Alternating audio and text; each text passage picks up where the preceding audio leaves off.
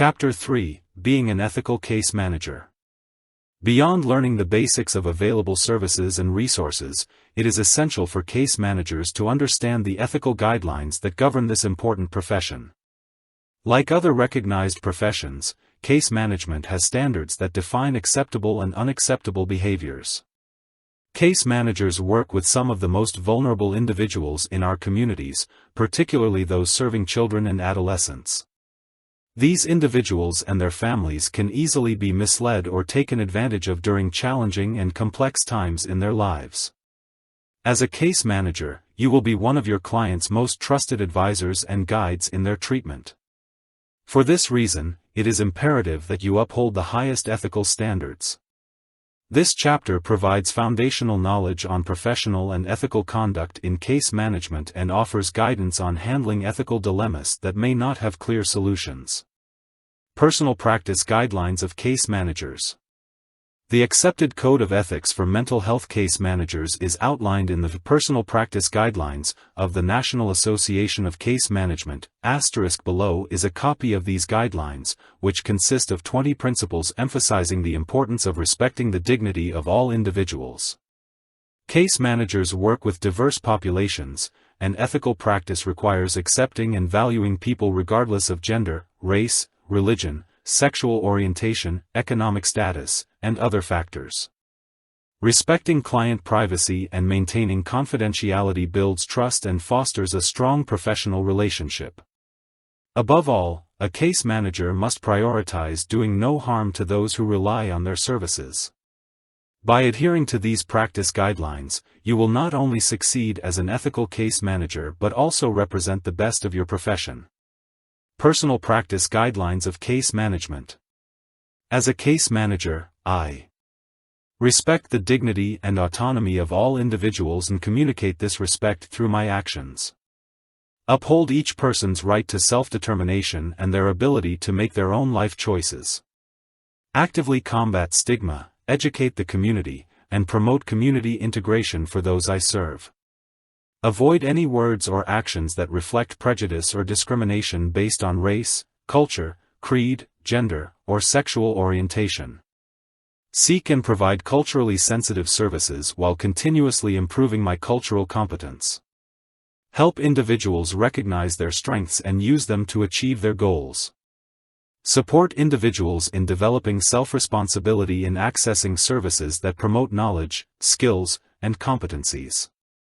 Recognize the power of self-help and peer support and encourage participation in such activities. Maintain honesty with myself, my colleagues, those I serve, and other professionals involved in their care.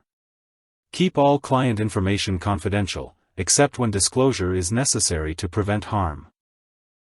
I ensure that clients understand the limits of confidentiality from the outset of our work together. Take a holistic approach by considering clients in the context of their families, communities, and cultures while leveraging natural support systems. Maintain professional boundaries, avoiding multiple relationships that could compromise objectivity or ethical integrity. Prioritize crisis prevention, support crisis alternatives, and develop advanced crisis plans whenever possible while avoiding forced treatment unless there is an immediate danger. Seek supervision, additional training, or referrals when faced with cases beyond my expertise. Commit to ongoing learning, professional growth, and continuing education in my field. Regularly assess and adapt my approach based on the expectations and feedback of those I serve. Advocate for clients' rights, equal treatment, and access to necessary resources. Adhere to all laws and regulations governing my practice, including mandated reporting obligations. Support and collaborate with colleagues while maintaining professional confidences.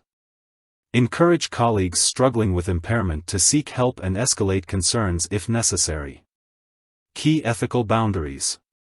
While the practice guidelines offer a strong foundation, certain ethical violations must be explicitly addressed. Maintain confidentiality.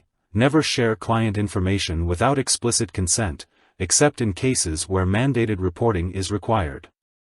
The Health Insurance Portability and Accountability Act, HIPAA, enforces strict confidentiality guidelines, and violating HIPAA can lead to severe legal consequences. Avoid personal relationships. It is unethical to engage in intimate relationships with clients or their families. Due to the inherent power dynamic, crossing this boundary can compromise professional integrity and harm the client's well-being. Even after a case is closed, professional boundaries remain in place. Always be honest. Providing false information, even with good intentions, can erode trust and harm clients. If you are uncertain about something, seek guidance from a supervisor or colleague rather than providing misleading information. Avoid making promises that cannot be fulfilled, as this can create unrealistic expectations and damage trust. Encourage independence. While clients may be dependent on case management services to some extent, your role is to empower them to become as self-sufficient as possible.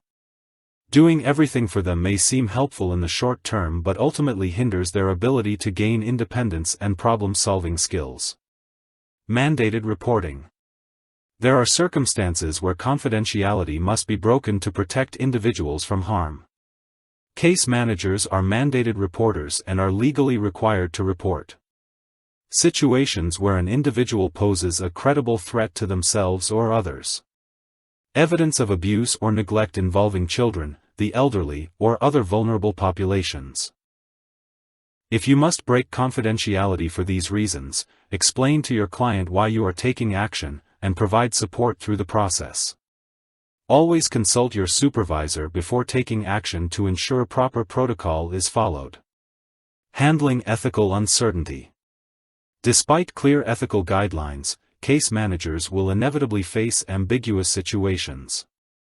Examples include: receiving a gift. Should you accept a gift from a client?